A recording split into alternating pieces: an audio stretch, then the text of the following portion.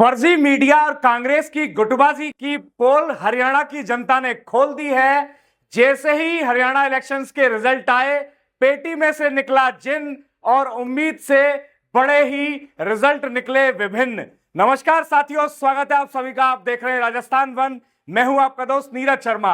लगातार किसी exit poll की बात कर लीजिए, किसी इलेक्शन सर्वे की बात कर लीजिए, election Chanakya, news 24, C voter survey, surveys of survey या किसी भी सर्वे की बात कर लीजिए, किसी न्यूज चैनल की बात कीजिए, सभी कांग्रेस पार्टी को पूर्ण बहुमत से जिता रहे थे। हरियाणा इलेक्शन 2024 में 50 से अधिक सीटें दे रहे थे। पोल्स ऑफ पोल्स में भी लगभग 57 सीटें दी जा रही थी। सबसे ज्यादा अगर भारतीय जनता पार्टी को किसी ने सीट दी, किसी ने अपने सर्वे में, तो रिपब्लिक टीवी ने लगभग 35 सीटें अपने सर्वे में बताई।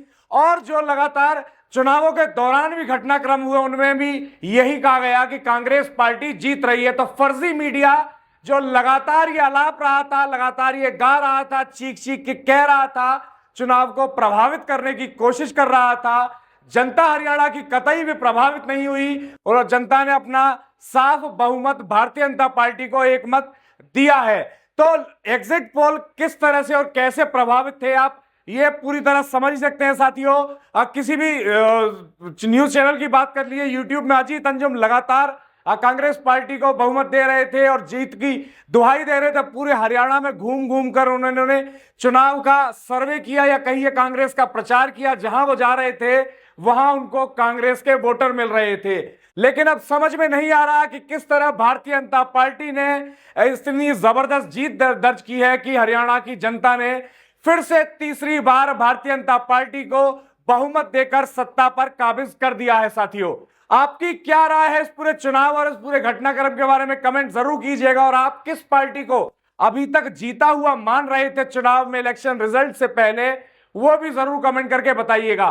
कांग्रेस की गुटबाजी खास तौर पर कांग्रेस के हार का कारण बताई जा रही है।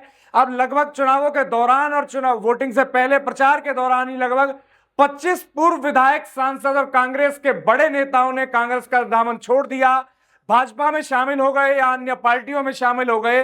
कांग्रेस की गुटबाजी खास तौर पर मुख्य कारण रहा कांग्रेस का तीसरी बार फिर से मुंह की खाने का हरियाणा विधानसभा चुनाव में।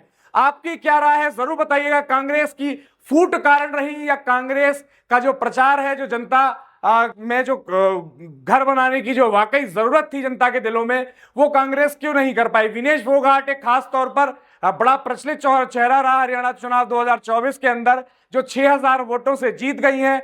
बड़े मार्जिन से भूपेंद्र सिंह हुड्डा जीते। नायब सैनी भी अपने क्षेत्र से जीत दर्ज कर चुके हैं। हॉट सीटों का माहौल कुछ इस तरह का है और अब लगातार ग्राफिक्स के माध्यम से रिजल्ट देख रहे होंगे। लेकिन जो सबसे ज्यादा इस पूरे रिजल्ट के बाद चौंकाने वाली बात है वो ये है कि सी वोटर सर्वे या कोई भी इलेक्शन पोल, एग्जिट पोल सर्वे, किसी भी न्यूज चैनल ने कोई एग्जैक्ट रिजल्ट नहीं दिया। एग्जैक्ट तो छोड़िए, लगभग रिजल्ट के आसपास का भी कोई पोल नहीं दिया।